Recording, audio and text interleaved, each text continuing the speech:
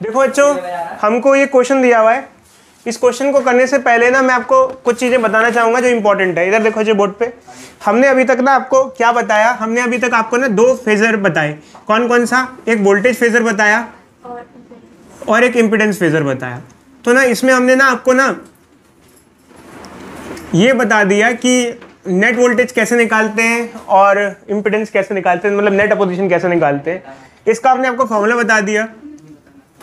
तो हमने आपको ये बता दिया ये वी आर स्क्वायर क्या होता है, V L minus V C square, और ये बता दिया Z is equal to R square plus X L minus X C का स्क्वायर। और फिर मैंने ये बता दिया कॉस पाई जो होता है उसे पावर फैक्टर कहते हैं। ये क्या होता है, आर बाय जेड या V R by V net होता है।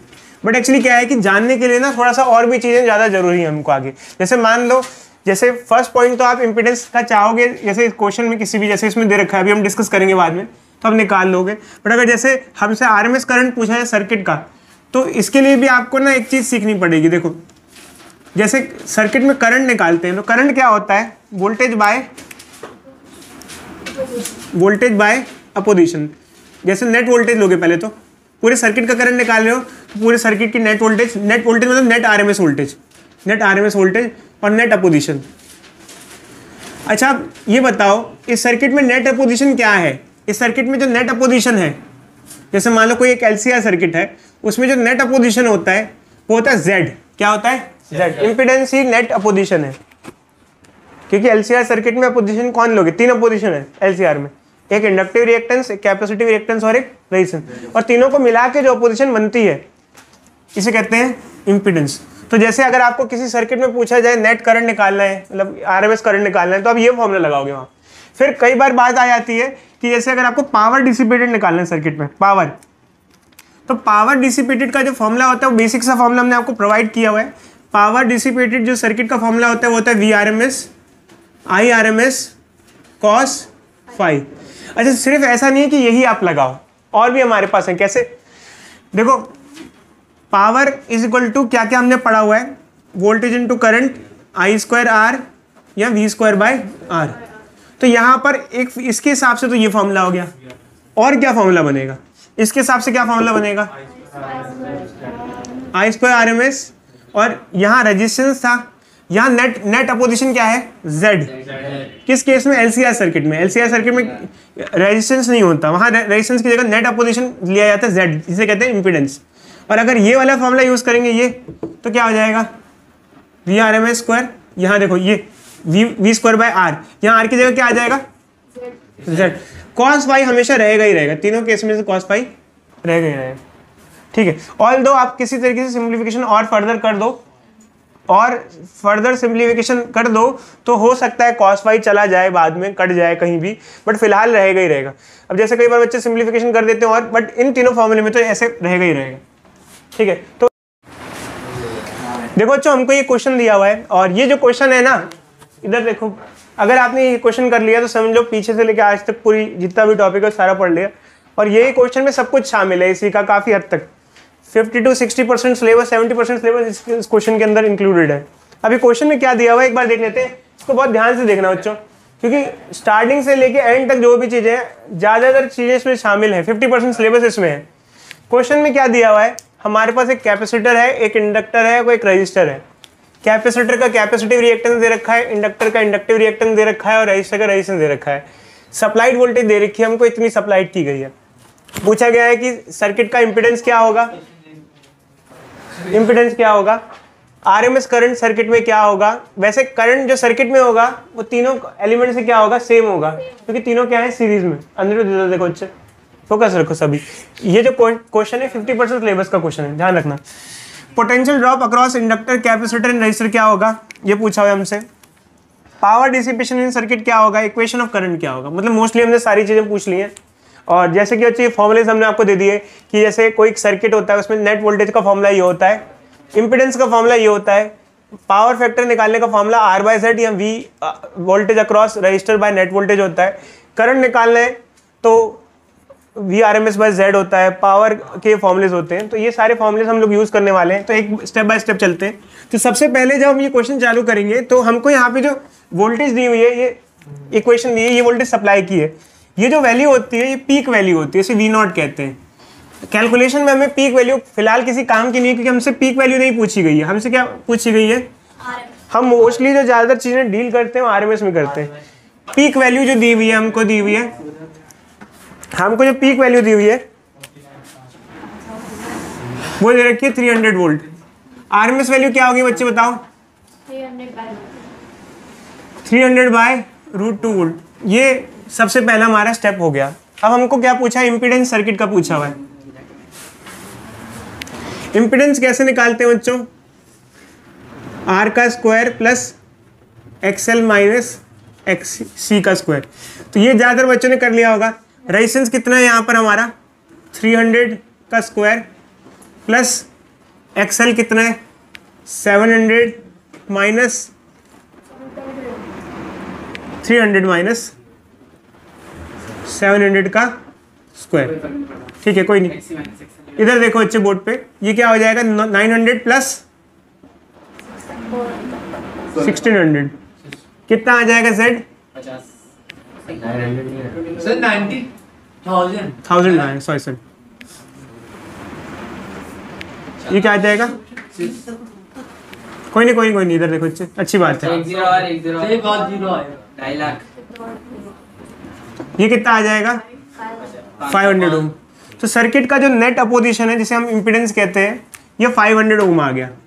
ठीक है बच्चों, तो सर्किट में नेट अपोजिशन जो ऑफर हो रही है वो 500 ओम है। तो सबसे प्राइमरी स्टेप हमने ले लिया है। अब हम आगे बढ़ते हैं। फिर नेक्स्ट स्टेप हमसे क्या पूछा है? RMS current in circuit. RMS current circuit में क्या होगा?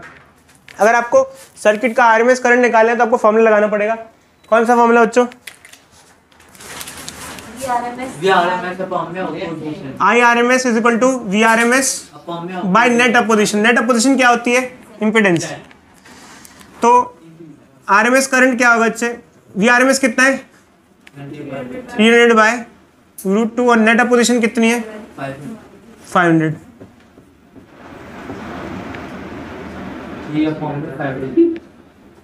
एम्पेयर। ये आ गया RMS करंट। ठीक है, नेक्स्ट स्टेप हमें क्या करना है? Potential drop across inductor, capacitor और रेजिस्टर। ये तीनों अलग अलग कितनी वोल्टेज कंज्यूम कर रहे हैं। कोई भी एक एलिमेंट जो वोल्टेज कंज्यूम करता है ना बच्चों, उसका फॉर्मूला क्या होता है? V is equal to current into opposition. देखो भाई इधर देखो, कोई भी एक एलिमेंट जो वोल्टेज कंज्यूम करता है उसका फॉर्मूला क्या होता है? V is equal to I into opposition. समझ रहे हो बच्चे? ठीक है, अब क्या है, जैसे मान लो अगर हम रजिस्टर की बात करें तो ये क्या हो जाएगा? V is equal to IR हो जाएगा। रजिस्टर के लिए V is equal to IR हो जाएगा। ये जो जितनी भी चीज़ है ना, ये हम RMS में कैलकुलेट करते हैं। जैसे क्वेश्चन में हमसे पूछा हुआ है, अगर potential drop across inductor, capacitor या रजिस्टर निकालना है तो वो पीक वोल्टेज की बात नहीं करता, वो किसकी बात करता है? RMS की बात करता है। तो करंट कितना है सर्किट में बताना? 3/5। रेजिस्टेंस की वैल्यू कितनी है? 300। कितना आ जाएगा बताओ? 180/√2। पक्का? शाबाश। और ये किसके लिए होगा? ये रजिस्टर के लिए हुआ। फिर हम किसके लिए निकालेंगे बच्चे इसके बाद? इसके बाद से इंडक्टर के लिए। इंडक्टर के लिए क्या फॉर्मूला हो जाएगा बच्चे? VL is equal to IXL। Inductor के लिए हो जाएगा, क्योंकि इंडक्टर का जो अपोजिशन होता है वो R नहीं होता, वो क्या होता है? XL होता है। ठीक है, voltage is equal to current into opposition. Current कितना है? करंट तो सेम ही है भाई। करंट सेम क्यों है? क्योंकि तीनों किस में लगे हुए हैं? सीरीज में लगे।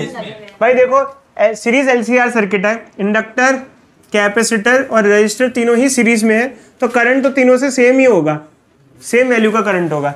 XL कितना है यहाँ बताना? XL हमारा दिया 300।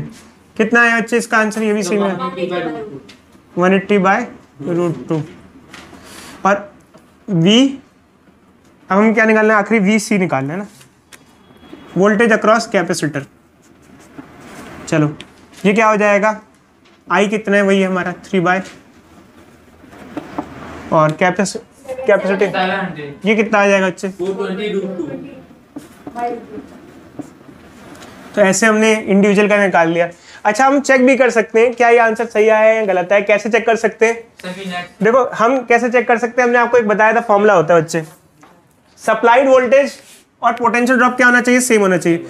नेट वोल्टेज का फॉर्मूला क्या होता है? V R plus V L minus V C का स्क्वायर। ठीक है, अगर हम जैसे इसको सॉल्व करते हैं, वी आर कितना है बताना, वी आर का स्क्वायर कितना हो जाएगा?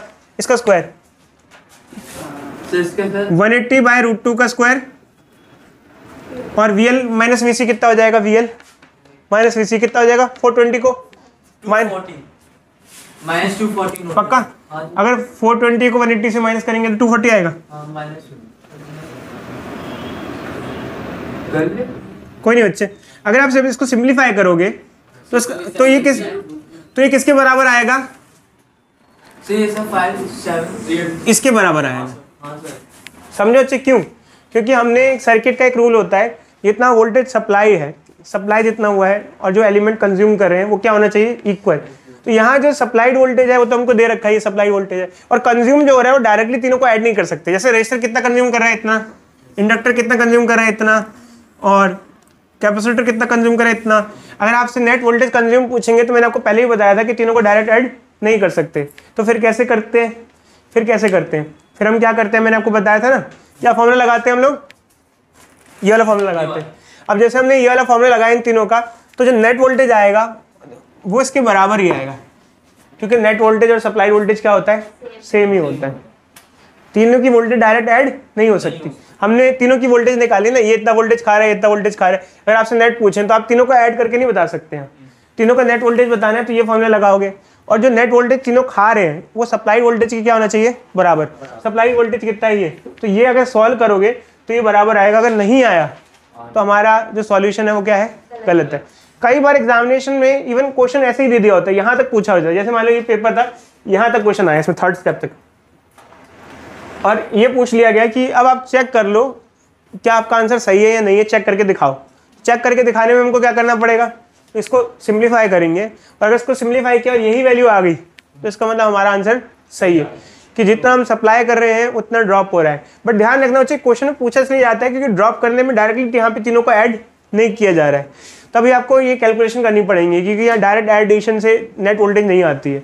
हमको नेट वोल्टेज के लिए हमको ये फॉर्मूला लगाना पड़ता है। तो इस तरीके से हमारा ये 3 स्टेप हो जाएगा। अब हम 4th स्टेप और 5th स्टेप पे आते हैं। तो क्या मिटा दें बच्चे, इसको बताओ। थोड़ा ध्यान रखना बच्चे, क्योंकि ये क्वेश्चन मैं बता दे रहा हूँ, बार बार कह रहा हूँ, अगर ये कर लिया ना आप लोगों ने, ये तो बाकी सारे आपके वैसे ही हो जाएंगे। ठीक है, तो मिटा दें इसको, मिटा देंगे अच्छे, इसको मिटा दें। चलो अच्छा, अब इधर देखो अच्छे, आर्नव देखो अच्छे, आर्नव इधर देखो अच्छे, फोकस रखो। ठीक है, तो एक बार देख लो अच्छे से सभी बच्चे, क्योंकि इंपॉर्टेंट क्वेश्चन है यार, लंबा क्वेश्चन है। फिर हम आते हैं पावर डिसिपेटेड इन सर्किट। तो मैंने आपको बच्चे बताया कि पावर डिसिपेटेड इन सर्किट निकालने आपको तो बहुत सारे फॉर्मूले हमारे पास, कई सारे फॉर्मूले, बट मैं ये लगा रहा हूँ VRMS IRMS cos phi। क्यों? क्योंकि यार एक्चुअली क्या है कि ये वैल्यूज मेरे को निकाल लिए मैंने। तो VRMS कितना है? ये देखो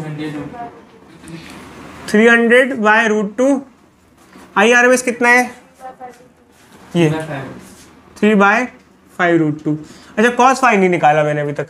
cos phi क्या होता है बच्चों? cos phi अगर निकालना है तो चाहे R बाय Z से निकाल लो, चाहे VR बाय V नेट से निकालो, दोनों से आ जाएगा। बट यहाँ फिलहाल R बाय Z से निकाल लेते हैं। cos phi पावर फैक्टर होता है। R कितना है यहाँ पर? R कितना है? 300। और Z कितना है?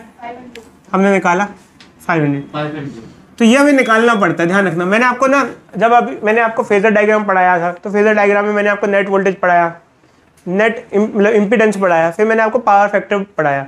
तो पावर फैक्टर किस काम आता है? जब भी आप पावर कैलकुलेट करते हो तो आपको फॉर्मूला लगाना पड़ता है VRMS IRMS cos phi। वहाँ जो हमने फॉर्मूला बताया आपको यहाँ यूज होता है। cos phi निकालना पड़ता है। cos phi के लिए यहाँ पुट करोगे तो ही सर्किट की पावर डिसिपेशन आएगी। पुट कर दोगे, क्या आंसर आएगा? कोई बच्चा बताएगा कितना? नहीं, अरे निकाल लेते, छोड़ो, निकाल लेते हैं। इधर देखो बच्चे, 300 into 9 by 5 into 5 by 2 divide करोगे कितना आएगा बच्चे बताओ? कितना आएगा बताओ? कितना आ जाएगा? 6 9 54 सही है 54 वॉट डिस्ट्रीब्यूशन है। एवरेज पावर डिस्ट्रीब्यूशन कितना आ रहा है? 54 वॉट। इधर इधर इधर बच्चे इधर फोकस करो, ठीक है। तो ये हमारा आंसर आ गया। हो सकता है मेरी कोई मिस्टेक हो या जो भी हो आप लोग देख लेना बाद में। मिस्टेक नहीं है सर, यही आंसर है। चलो कोई नहीं, अच्छी बात है फिर तो। गलत भी होगा तो यही मान के बैठ चलेंगे हम। अब आखिरी पार्ट आ रहा है equation of current. Equation of current, देखो यार करंट की इक्वेशन क्या होती है? इधर देखो बोर्ड पे, I is equal to I naught sine omega T plus five. अब ये कैसी इक्वेशन आई? देखो यार एक्चुअली क्या होता है, इधर देखो अच्छे बोर्ड पे, जब हमारा कोई LCR सर्किट होता है तो उसमें जैसे वोल्टेज की इक्वेशन होती है और करंट की इक्वेशन होती है, बाकी सब कुछ जो सेम होता है मोस्टली, बट यहाँ पे एक फेज का फर्क हो जाता है। क्योंकि आपने फेजर डायग्राम में देखा, फेजर डायग्राम में जो नेट वोल्टेज था और नेट करंट था, जो करंट था उसमें कुछ एंगल था, और इस एंगल को क्या कहते हैं हम लोग? Phase factor phi. अब जैसे मान लो करंट की इक्वेशन बनानी है तो सबसे पहले आई नॉट निकालना पड़ेगा। हमने यहाँ RMS करंट निकाल लिया है। अगर RMS करंट निकाल लिया तो पीक करंट क्या होता है? पीक करंट क्या होता है? RMS करंट को अगर हम √2 से मल्टीप्लाई कर दें तो पीक करंट आ जाता है। जब इसको √2 से मल्टीप्लाई करेंगे तो क्या आ जाएगा? 3/5 एम्पेयर। तो इससे हमारा ये तो आ गया साइन, ये भी आ गया। अब ओमेगा टी की जगह क्या हो जाएगा? ओमेगा टी की जगह 314 टी, क्योंकि पीछे की इक्वेशन मोस्टली सेम होती है, बस फर्क क्या आ जाएगा? फाई का आ जाएगा। फाई क्या होता है? Phase factor. अब जैसे हमने cos फाई निकाला, देखो अच्छा यहाँ से आपने cos फाई निकाला, cos फाई क्या आया? 3/5। तो अगर फाई निकालना है तो आपको क्या करना पड़ेगा? इसके लिए cos इनवर्स करना पड़ेगा। क्या करना पड़ेगा? cos inverse. cos phi is equal to 3/5। अब आप कहोगे सर इसका हमने पढ़ा नहीं है कि 3/5 कब होता है। एक्चुअली क्या होता है, 11 में हम 3 4 5 वाला ट्राइंगल पढ़ते हैं। देखो अच्छा ये होता है 3, ये होता है 4, ये होता है 5, ये होता है 37 डिग्री का एंगल, ये होता है 37 डिग्री। अब ऐसे केस में इसे 3 4 5 वाला ट्राइंगल कहते हैं। अब जैसे मान लो इस ट्राइंगल की अगर हम बात करें, इसके अंदर cos 37 कितना होगा बताना? ये 37 होगा और ये क्या होगा? इधर देखो ये क्या होगा? 53 होगा। अगर हम इस ट्राइंगल में cos 53 लें तो ये हो जाएगा 3/5। थोड़ा सा मैं डिटेल में बता दूंगा तो आप लोगों को किसको पर्सनली मुझे समझना हो ना, तो यहाँ फाई कितना हो जाएगा? 53 डिग्री। फेस फैक्टर 53 डिग्री आ जाएगा। अब ये फेस फैक्टर लीडिंग है या लैगिंग है, ये किस पे डिपेंड करेगा? प्लस लगाएं या माइनस लगाएं? करंट लीड कर रहे हैं या लैग कर रहे हैं, ये कैसे पता चले? देखो एक्चुअली क्या है कि यहाँ पर VL बड़ा है या VC बड़ा है, XL बड़ा है या XC बड़ा है? कौन बड़ा है? XC बड़ा है। अगर XC बड़ा है तो इसका फेजर ऐसा करंट और वोल्टेज ऊपर नहीं आएगा, वोल्टेज क्या आएगा? नीचे आएगा। मतलब करंट क्या करेगा? लीड करेगा। और अगर यहाँ करंट लीड करेगा तो प्लस ही आएगा। प्लस मतलब कितना हो जाएगा? 53 डिग्री आ जाएगा। ये मैं आपको बता देता हूँ, अगर किसी को नहीं समझ में आए ना, ये बता देता हूँ, इंडिविजुअली मुझसे समझ लेना। देखो एक्चुअली क्या होता है, हमने जितने भी जब स्टार्टिंग में फॉर्मूला वगैरह बनाया था उसमें हमने जब फेजर लिया ना तो हमने फेजर में क्या माना? VL बड़ा था VC से। इधर देखो अच्छे, स्टार्टिंग में हमने इसको कैसे सॉल्व किया था? इधर देखो स्टार्टिंग में हमने क्या मान के किया था इसको, ये देखो हमने जब फेजर पढ़ा तो हमने क्या माना? हमने माना VL बड़ा है VC से, तो VL अगर VC से बड़ा है तो नेट वोल्टेज इधर आ जाती है और करंट इधर आ जाता है। जबकि उल्टा हो, अगर VC बड़ा हो तो नेट वोल्टेज किधर आ जाएगी? नीचे, और करंट क्या आ जाएगा? इधर। तो ऐसे में करंट लीड कर रहा है और वोल्टेज क्या कर रही है? लैग कर रही है। और अगर VL बड़ा हो VC से तो वोल्टेज लीड करेगी और करंट क्या करेगा? लैग करेगा। अच्छा ये कॉन्सेप्ट किसी को नहीं समझ में आया हो, ये लैग और लीड वाला, तो मुझसे अभी समझते हुए जाना, या बोलो समझाऊँ? नहीं पर मिल जा रहे हैं हम।